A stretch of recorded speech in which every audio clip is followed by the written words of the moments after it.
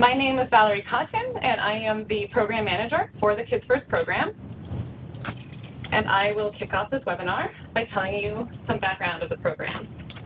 The program was initiated in response to the 2014 Gabriella Miller Kids First Research Act, which transferred $126 million that was in a presidential nominating convention fund to a Pediatric Research Initiative Fund, and authorized the appropriation of $12.6 million per year for 10 years to the NIH Common Fund, with the first appropriation in 2015. Gabriella Miller, the bill and the program's namesake, was a 10-year-old advocate for pediatric research who lost her battle with a rare and inoperable form of pediatric cancer called diffuse intrinsic pontine glioma, or DIPG, just 6 months before the bill was signed.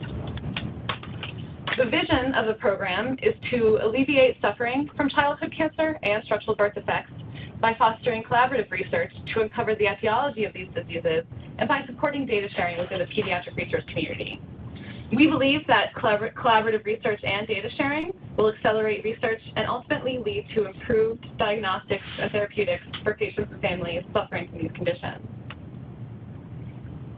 The strength of studying these pediatric conditions together is supported by the fact that there are associations between childhood cancers and birth defects, suggesting there are shared genetic pathways underlying these conditions. However, both sets of conditions tend to be relatively rare and therefore warrant coordinated efforts to build, combine, and study sufficiently powered data sets. Kids First is a trans-NIH Common Fund program, and every Common Fund program is overseen by a trans-NIH working group.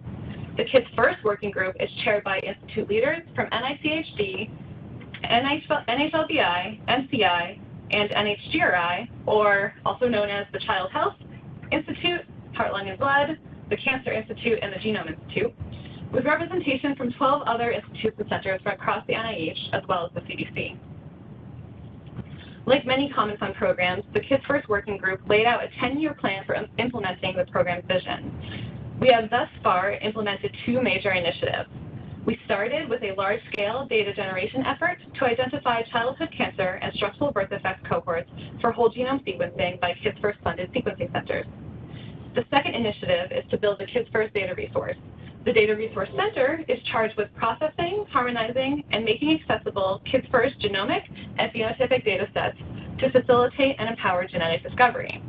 We are still in the process of planning and implementing initiatives for the final years of the program, and today you'll hear a bit about potential next steps.